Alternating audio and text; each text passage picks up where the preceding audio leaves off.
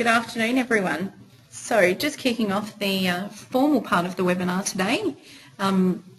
My name is Jessica Price and I'm the manager of the Employee Relations Consulting team here at CCI, and I'm really pleased to welcome so many of you to our webinar today, Are Employee Relations Issues Keeping You Up at Night? So this kicks off the first of a number of webinars that we'll be hosting over the next coming months. This is an area of technology that we're sticking our little toe in and seeing if we're any good at it.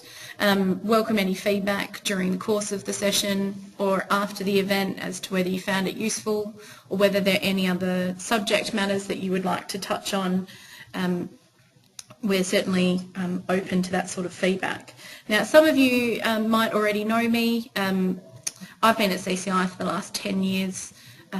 During that time I had the pleasure of working in our advice centre and also in our policy team, and for the last 6 years or so in our consulting team. I now head up the group and work with some very big brains across our consulting group who work with clients on any sort of ER or HR issue that comes up. So it gives us a unique opportunity to see what some of those matters are that are keeping people awake at night.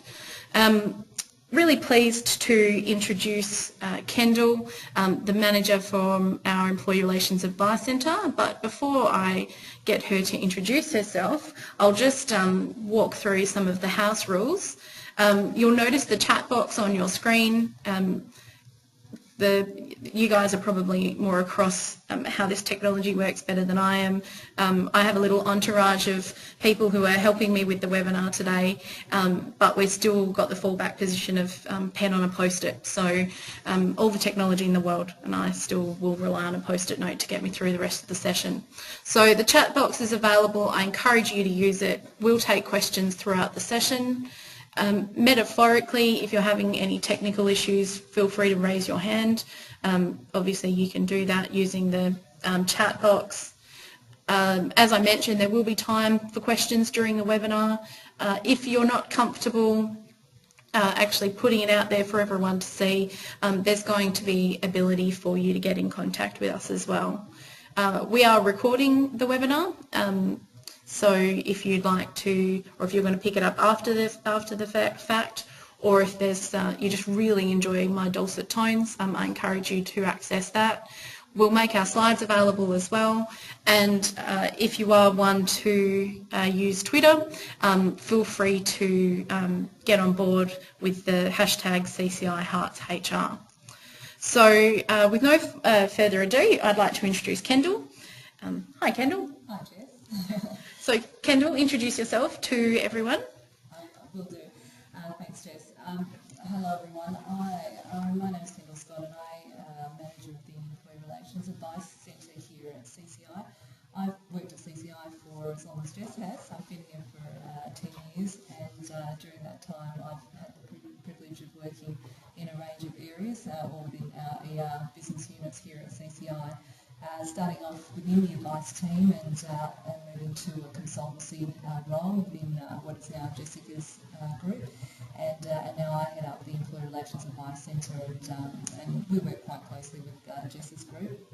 My team primarily works with business, supporting business, all types of employee relations and human resources matters, primarily providing advice over the phone to managers, to payroll professionals, and certainly to HR professionals as well. We're in a unique position because our team deals with all manner of employee relations queries, and I'd like to stress that for anyone who's listening today, you're absolutely not alone when you're dealing with complex or even simple employee relations matters. Just to give you an idea of the types of, the quantity of calls that we receive, my team assists businesses with around 33,000 calls a year. So that's thousands of queries a month that we are talking to businesses about when it comes to workplace relations. we're right at the fore in terms of dealing with these sorts of issues. So we're in a unique position to see the sorts of trends that are coming through and see some of the key issues that are really bothering practitioners in the industry today. At the moment, what we're seeing, particularly in the last 12 months, is a really big spike in the number of redundancy queries that we've been getting. Interestingly, for the last 12 months, and particularly the second half of 2014, we've seen redundancy calls really spike back up to levels that we saw in the GFC. We also tend to get a lot of queries on performance management. In fact, typically we would see probably 1 in 3 calls on performance management matters. So that's a really big issue for our members. Quite often leading into or from performance management matters, leading from that workplace bullying complaints, which tend to stem from those processes. In actual fact, we've seen our workplace bullying calls double just in the last 12 months alone. So you're absolutely not alone when it comes to these sorts of issues. It's a really big problem for many businesses. It's estimated that around 1 in 5 businesses will receive a complaint or be dealing with legislative litigation when it comes to workplace relations issues every year. So it's pretty big figures there. So that's interesting. Thanks, Kendall. Gives you a bit of an insight into just the sorts of queries and the bulk of the queries that we get, which was why we're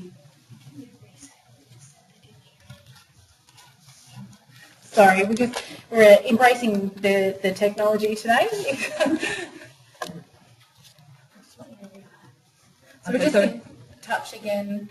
If the audience can let us know, are you having problems hearing us? So, Kendall, do you just want to touch really quickly on some of the calls, the main areas that you're getting calls? Sure. So the key areas that we're seeing majority of our calls coming through on are primarily redundancy. So we're seeing a lot of queries specifically on that. We've seen a huge spike in the number of redundancy calls coming through, particularly in the latter half of 2014 and into 2015. We're seeing a lot of performance management queries as well. So typically about 1 in 3 of the calls that we take are on performance management issues. And typically stemming from that, we're seeing a lot of bullying complaints coming through following performance management matters. So what we've seen with the new laws with respect to workplace bullying, having only come in and been in for the last 12 months, we've actually seen bullying complaints or calls double in the last 12 months year to date. So I guess the main message out of that is that there's many businesses out there that are experiencing all sorts of employee relations matters. You're not alone, and there's support available. Great. Well, thanks, Kendall. So what we want to touch on, we were going with a bit of a dramatic flair. You'll notice the more you get to know me, I do tend towards the dramatic. So in terms of keeping you up at night, hopefully this sort of stuff thankfully doesn't keep me up at night, but that's largely because I'm completely sleep deprived. So any opportunity that I do have to sleep, I can do that standing up, to be honest. But some of these matters can be quite consuming, and there is no sort of joking around that, and mainly because the risk is quite real and it's very tangible. And we have seen this worrying trend, particularly towards focusing on individuals as a part of it. So you'll notice on the slide I've got in front of you now, we're just touching on some of the risk around some of these key areas, looking at time and resources. People being time poor is a really significant issue. And you'll never get to the point where you can actually run your strategic HR function the way that you want to if you're bogged down at the tail end of all of these matters. Similarly, matters around underpayment claims, bullying complaints, litigation, sham contracting, unfair dismissal claims, all time away from the business, all have a cost effect that we'll touch on in a moment. And one of the key areas that we really wanted to highlight as a tool in your pocket that you can talk about with your managers and your team is around the risk to professional reputation. So Kendall, just touching on that, I guess we're just including some stats here just so people can have a bit of a sense. Other than the fact that we really like numbers here at CCI, part of the reason we go to these is when we're talking with clients, sometimes it can be really effective if you're trying to, as a HR professional, influence your team, your management team to what you're trying to say. Sometimes a scare campaign is exactly what you need. So I've had a couple of clients who really effectively, as a part of their manager conferences, actually build in some of these statistics so that they can get taken more seriously than, oh no, here's HR banging on about something again. This can actually be something you can utilise as a tool to try and affect some of the change that you might be wanting to affect culturally in your business. So did you just want to touch on some of those, Kendall? Yeah, absolutely, Jess. So these statistics are taken from Fair Work Commission's quarterly statistical report. You can see that there's a huge number of unfair dismissal claims. And I should add that these statistics are from the prior financial year, so they're relatively recent. So we're looking at about 14,300 thereabouts unfair dismissal claims received by the Commission just last financial year alone. Workplace bullying complaints, considering this is really only tracking over about a 6-month period from when the laws came in with respect to that, that's quite a significant number of claims that have been received by Fair Work. And interestingly enough, the General Manager, Bernadette O'Neill for Fair Work Commission, at the estimates hearing last year, just prior to the workplace bullying legislation taking effect, was quoted stating that they're expecting those numbers to sit around 3,500 bullying complaints per year. So it's a little bit shy of that figure at this stage, but they're certainly increasing quite quickly, particularly from what we're seeing through our calls. They're on the rise very, very quickly. And adverse action claims as well. 4,000 or just over 4,000 might not seem like a huge number of claims, but compared to 2012 and 13, that's essentially double the claims that the Commission were receiving around that time. So pretty significant numbers in terms of claims. It's a clear indication that employees are aware of what their rights are, and it's really easy for employees and ex-employees to access or make applications for those particular matters. It only costs around $60 to lodge an application with the Commission, so highly accessible, and in many cases can be self-represented in the early stages as well. So pretty scary statistics really when you think about it. One of the other worrying trends that we're seeing is there's now an ability for human resources practitioners, for company directors, business owners and people involved in the day-to-day management of businesses to be held personally liable for getting it wrong when you're working through processes like performance management, termination, redundancy. And this worrying trend is really embedded in recent cases where Fair Work Commission have they've actually issued fines against human resources practitioners. There's one recent case that springs to mind where the IR advocate was pursuing a claim that ultimately the Commission determined was didn't have any substance. It wasn't reasonable to pursue that complaint, and effectively that advocate was a cost order was issued against them for around $9,000. So we're seeing pretty significant fines being incurred by individuals, and the commentary that goes with those cases from the Commission indicates that they're taking quite a hardline approach towards human resources professionals, and in those matters generally the Commission won't take pleading ignorance as an acceptable means for not following the legislation and the requirements, or operating through a direction of a director or a business owner. The Commission takes the view that human resources practitioners should at least take it upon themselves to try and advise the business of what their obligations are in those circumstances. Thanks, Kendall. The other part of this, when we're talking about the nightmare, and don't get me wrong, I think the alien picture was fantastic.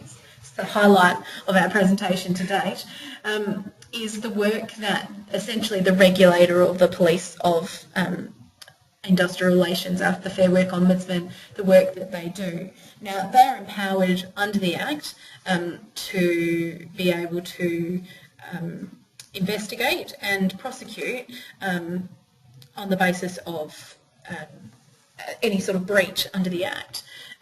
The other part of that they do, though, is that they actively target industry sectors, particularly those industry sectors where there is a high proportion of at-risk or vulnerable groups of employees. So talking about young workers, workers from non-English speaking backgrounds, high numbers of migrant workers, women workers, they're the typical groups that where you'll see a spike in non-compliance, and as a result the Fair Work Ombudsman actively targets those sectors. So it's really important that firstly you may not even be aware that you're non-compliant, and it may not come out through a complaint of a particular employee, but there are some, for example in 2014 they held compliance campaigns in retail, hospitality, live production, pest control, gardening, clerical, and the horse racing industry.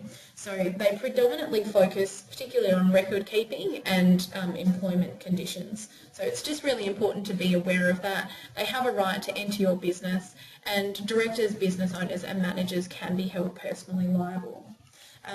I'm not going to go through every one, but you can just see some of the headlines. The other part of this, and it's not a criticism of the regulator, it's the work that they do, but there is a active name and shame element to their prosecutions. So they will release press releases with the company details and the fines and penalties that may be awarded in quite extreme cases. So it's just being really conscious of it might not only cost you a lot, but could be quite damaging in terms of brand. So just touching very briefly, we talked about the financial risk of some of these things in terms of unfair dismissal claims. Did you just want to touch on those, Kendall? Yes, certainly. So with respect to unfair dismissal claims, potentially there's potential for corporations or businesses to be fined up to $51,000 per breach. For individuals, for business owners, for directors and potentially HR practitioners, there's a risk of personal liability where individuals could be fined up to $10,200 per breach.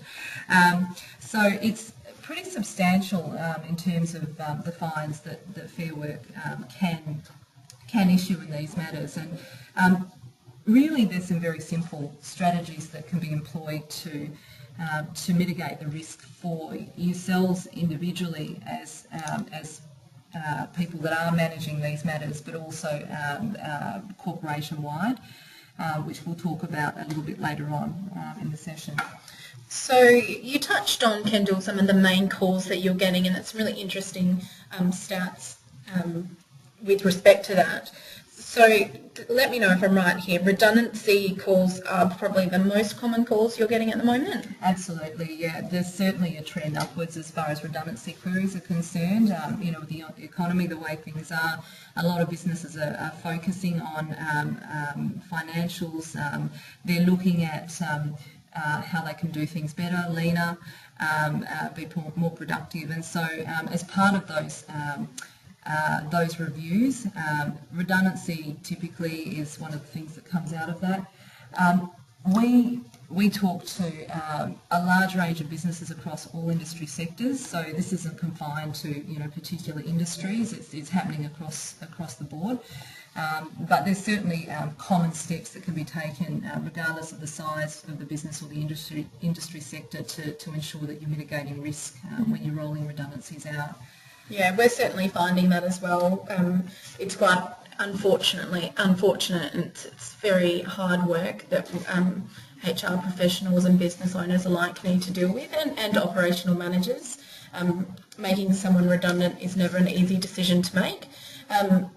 I have just opened a poll, really interested for the audience to engage with this as well, just to find out from yourselves whether you think redundancies are going to be likely in your business this year. It just helps us in terms of, oh good, everyone's already engaged with it. So just in terms of some of the numbers, 68% of you have responded to say yes, that is likely, with 33% saying no. So that would probably be aligned with some of the statistics that we're getting as well. The other side of it, again, interested on feedback as we go through, being that people maybe trying to avoid redundancies and looking at other things such as natural attrition, not replacing roles, and just seeing what happens. So Kendall, maybe what I'd suggest is, do you want to walk through like a typical question that you would get on the phones and how you would go through that with a HR professional? Absolutely. So I'll give you an example. I was speaking with a business yesterday that were really in a situation where they'd held out for as long as they possibly could, getting people to take annual leave that was agreed, and using strategies to try and mitigate redundancies, and we hadn't really gotten to the point where they just had no option but to look at selecting people for redundancy. So we worked through how they were selecting those individuals, making sure that they had planned that, they had strategies in place, in terms of looking at the skills and experience, qualifications of the individuals, and selecting people for redundancy based on objective criteria, making it merit-based, which is always incredibly critical because you're not just looking at unfair dismissal claims that can come about with these sorts of matters. You've also got the risk of discrimination and general protections claims as well that can come about. So it's really critical that when you're selecting people that you're doing it based on facts, based on objective criteria, not grounds that potentially could lead to a discrimination or a general protections claim. So we usually work through that with businesses. We talked about the process. Typically, industrial awards or, where relevant, industrial agreements usually provide a consultation clause which generally steps businesses through the process in terms of consulting with affected employees on redundancies. So we'll always look to those instruments and walk businesses through what they need to do as far as that's concerned, giving them some tips with respect to timing, talking through the role of representatives in that process. And then certainly we get a lot of questions on entitlements, redundancy pay, notice. Sometimes tends to be a misconception that they are one and the same, so we'll walk businesses through that. And in some circumstances we get questions about strategies to deal with the fallout as well, but I know that your team tends to deal with that quite a bit. Yeah, it's true. So it was interesting when you were talking about the importance of the selection criteria. A good example from, especially, I tend to get the work when it goes nasty. That's typically what happens when it becomes litigious or where representation is involved or where there's a complaint made.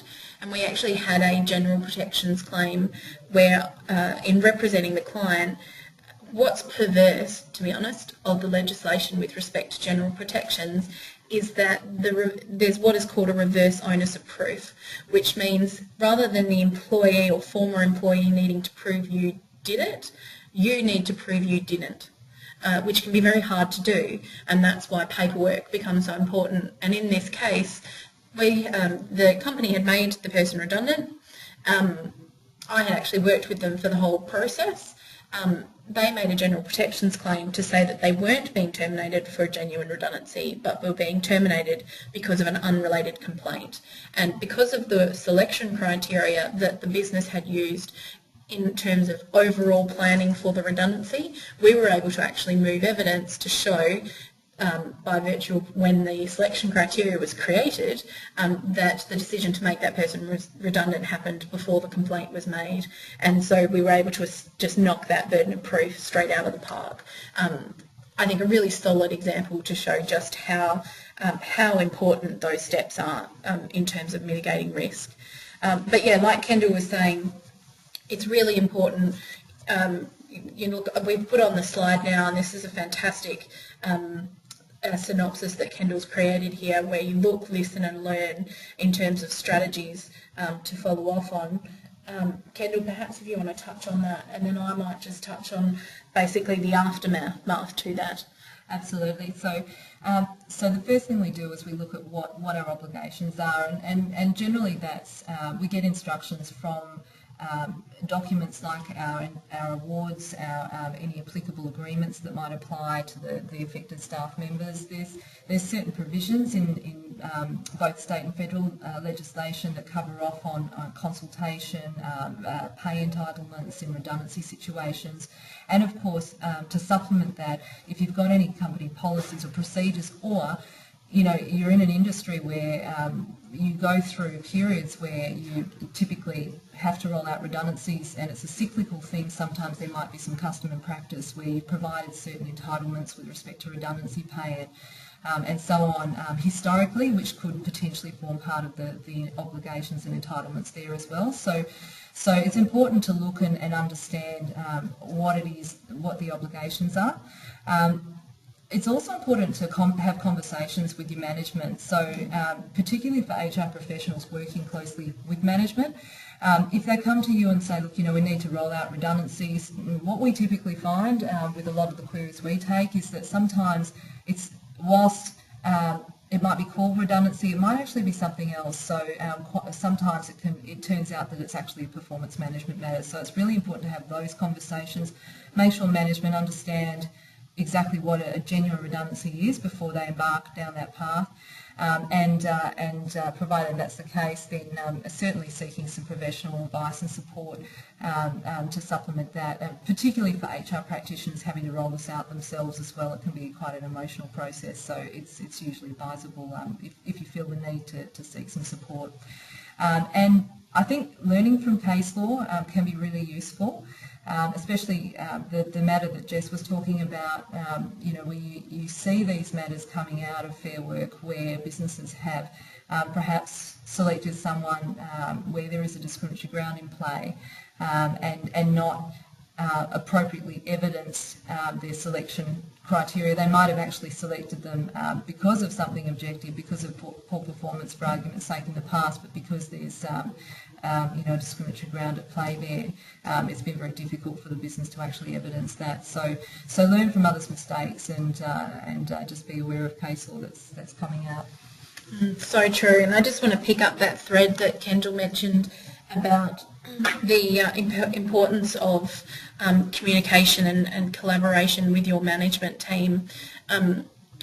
Redundancies have spiked over the last sort of 6 months or so, and I had a really good example of just how important it is to be self-aware of the effect that it has on yourself as a professional as well. So a client that I was working with for many years, and she rang me to talk through the last of what had been 9 or 10 redundancies in a round, and I could tell that she was actually really affected by it, and I felt that I had a strong enough relationship with her where I actually, said to her, I think maybe it's time you called the EAP as well. And I mentioned that for everyone to be conscious of the emotional impact that redundancies have, not only on the workforce, not only on your managers and the people around you, but also you yourself. And it's very hard. Some people are fantastic at it. I'm not one of those people. I'm not great at disassociating myself from some of the things that are happening to me at work.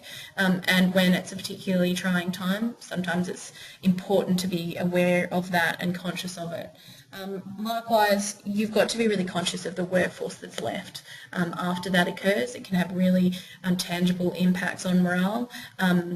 It's not just a trendy term. Survivor syndrome is something you need to take quite seriously, not just from the point of view of normally in a redundancy situation the work gets dispersed to everybody else and puts quite a lot of people under pressure, but there's some really tangible research around the guilt that people who are left after redundancies feel. And so it's very important to be conscious of the compliance based things you need to be aware of and the industrial relations impacts of things around redundancy, but also think about it at the tail end as well, about what you're going to do about your workplace culture and the morale in the business once it's finished, because that's also a very big part of what's happening at the moment. Picking up another thread that you mentioned there about talking with management, you mentioned about the interaction between redundancy and performance management. Yeah, absolutely. So what we typically find, a lot of businesses call us asking initially about, look, I've got someone I need to make redundant, can you walk me through the process? And as we talk to our clients and we flesh it out, it turns out that it's actually a situation where the person's been underperforming and it's seen as a means to exit the person out of the business a little bit faster than necessarily would be the case.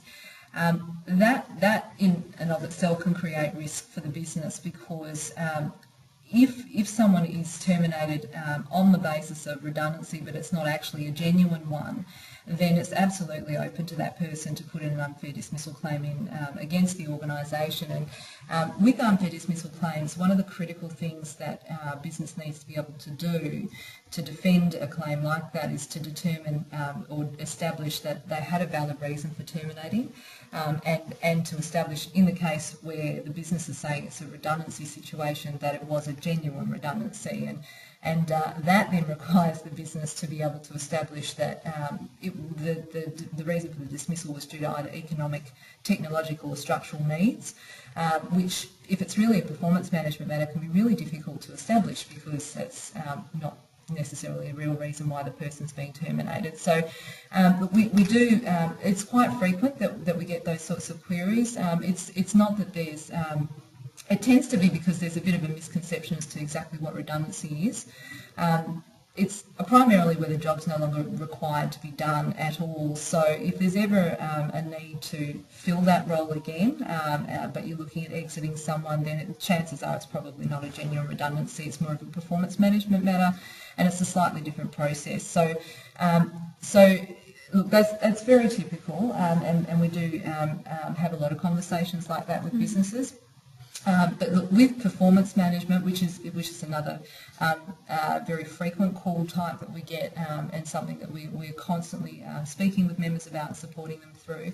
I've mentioned unfair dismissal being a problem for businesses that ultimately terminate employees through that process, or even don't terminate and the employee resigns, but they can put in what's called a constructive dismissal, where they claim that through the company's actions they had no option but to resign. So effectively it becomes a termination. So there's certainly those two elements or types of claims that could put a business at risk through that process. And of course we've got general protections, adverse action creeping in again. Sometimes and quite often actually we'll be dealing with performance management issues where there's potentially a discriminatory ground at play. So typically we would get calls where a business has had someone off work long term on a workers' compensation claim, or just personal illness, for example, and they're looking to end the employment, or perhaps they're looking at making someone redundant whilst they're on maternity leave. So look, certainly and they can be a little bit trickier, when you're ending the employment in those circumstances, but certainly they're absolutely issues that we deal with. And typically we quite often, and it's becoming a more prevalent issue now, more than ever, we're seeing those bullying complaints coming through as managers try to engage in normal performance management processes. So lots and lots of risks there, but again, with performance management, there's some really simple things that businesses can do to protect themselves.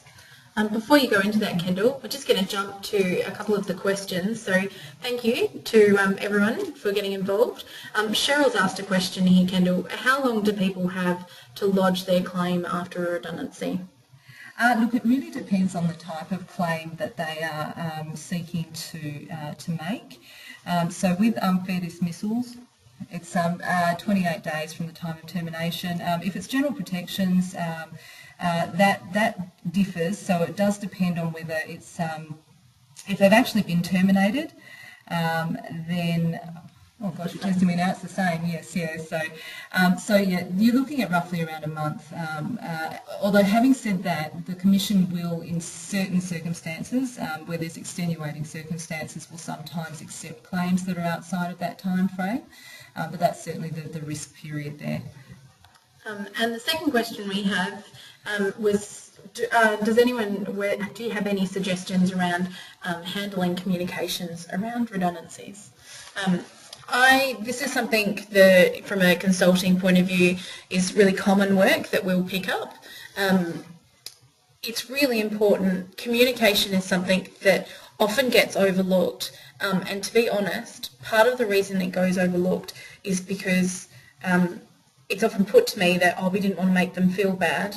I'll be honest with you, the reason that the legislation requires you to consult has a very real reason. It's very tangible. Had an unfair dismissal claim go completely pear-shaped when the client made someone who'd been in the business 30 years redundant without any consultation prior to it happening. Now, their rationale to me was, we didn't want to embarrass him. The real rationale, to be honest, was that they felt uncomfortable about doing it. Unfortunately, the legislation doesn't care how you feel and requires you to consult. And that consultation is important from the point of view that, what if he'd gone out the day before and bought a house? You just don't know.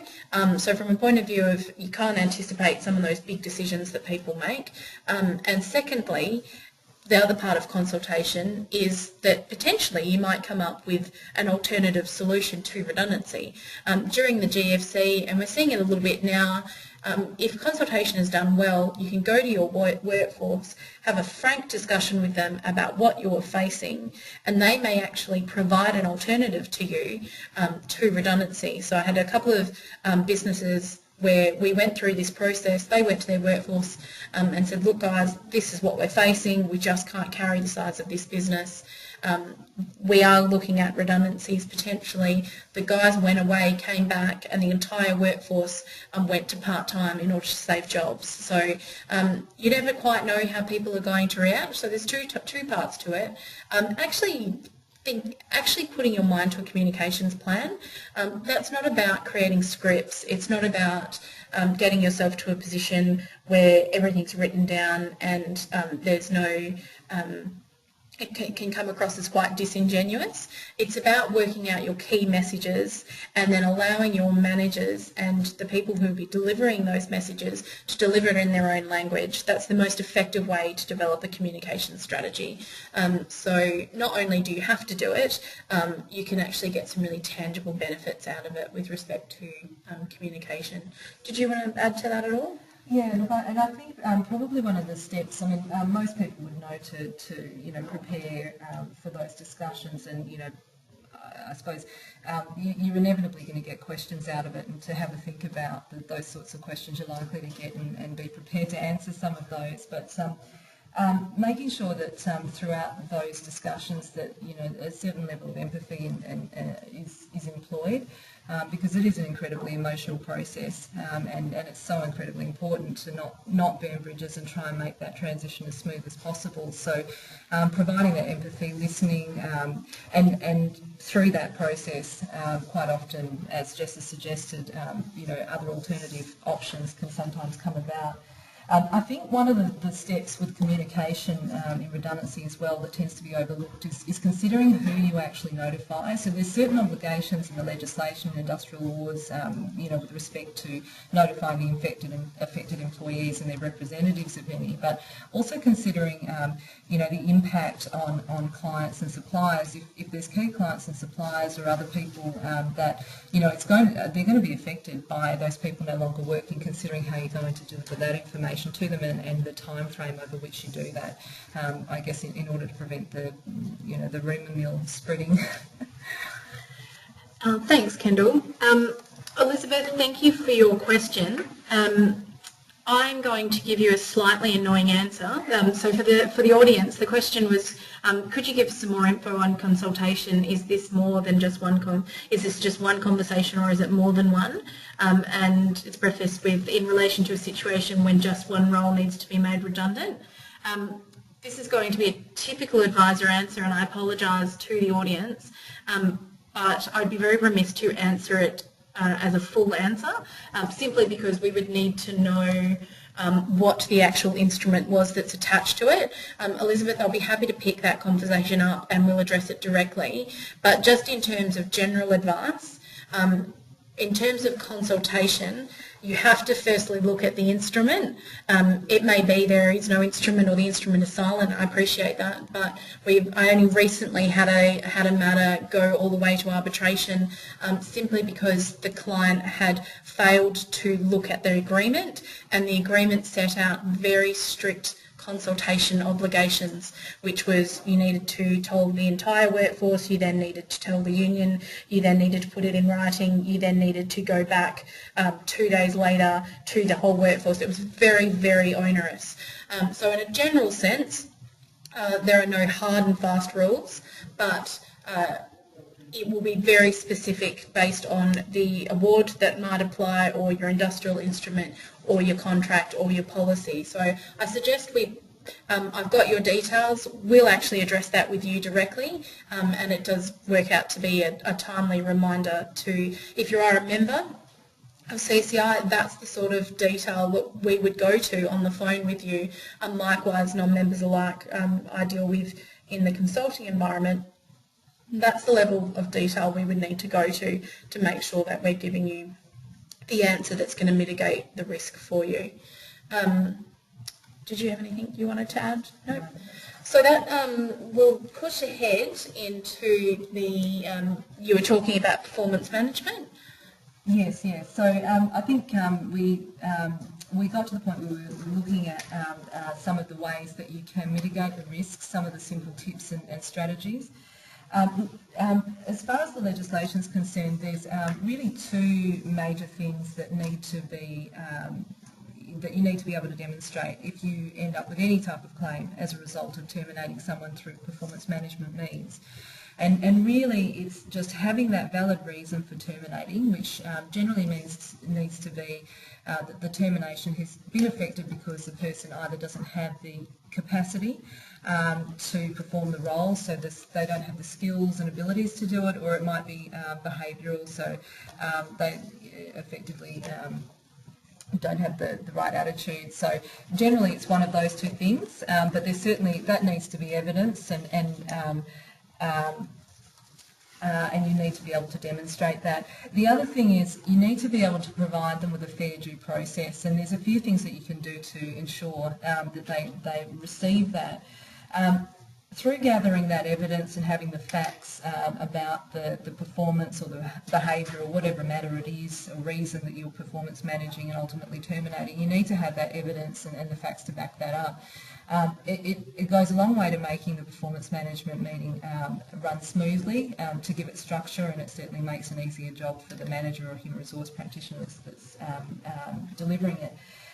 But the key things, and I'll just very quickly touch on them, are allowing the person to have a support person. So it's reasonably allowing. If you give them that opportunity and they choose not to do it, then that's their option, but that's a really critical point. And giving them sufficient time to actually arrange that. So you might want to consider providing 24 hours notification of the meeting so that they can do that. Making sure that each and every issue that you have is put to them, and you ask for a response on each one, and that you give genuine consideration to the responses. So one of the things that I will say is don't go in with a pre-drafted termination letter or warning letter. That's critical, because that indicates that there's already a decision made and you're not giving that genuine consideration to their responses. And making sure you respond to their responses, so it shows that you've listened, you've considered, and then you deliver an outcome that fits the behaviour or the poor performance. So, if someone's been underperforming, but it's a minor performance management matter, you wouldn't look to necessarily terminate instantly. You might issue a written warning, so just making sure it fits the performance issue. That's great. So I was just going to mention quite briefly, in an ideal world, performance management would result in the employee's performance improving, it being filed away in a cupboard and you never having to think of it again. The reality of the situation though is that a lot of performance management issues eventually turn to a conversation around termination. And I'm working a bit back to front here, but that is quite deliberate because it tends to come to me when a termination has occurred and that termination has become pear-shaped, whether or not it is at the fault of the employer. And that's most commonly through some sort of claim or some sort of threat of a claim.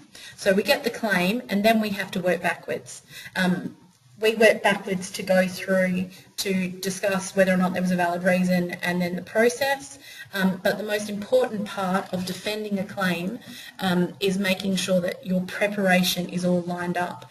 The stronger your paperwork is, the stronger and more able to defend a claim, the stronger position you're going to be in, which then allows us to be stronger in running some pretty firm cases, whether or not that case be around settlement or whether that be around looking to run it at arbitration. Whatever we're talking about, the more paperwork that you have that you can use to defend yourself, the stronger this is going to be. And I don't mean that you need to, when I say the stronger your paperwork is, you don't necessarily have to have every conversation or thought that you've ever had written down, but it's making sure that you have a nice robust process that can then be analysed, critically analysed, and it's much easier having the holes picked out by us than by a court that's going to be on the public record. So preparation is the most important part of that. Did you want to touch on anything else in terms of strategies with respect to process? No, look, I think we've probably covered off on all of those points, so I won't go through them again, Jess, but I think this probably leads into, and I've mentioned previously in our discussions that what we're seeing at the moment is a trend of workplace bullying claims coming out of performance management processes. So that sort of leads naturally into a discussion about that topic because it's definitely a trend that's creating issues and wreaking havoc in businesses at the moment and taking up a huge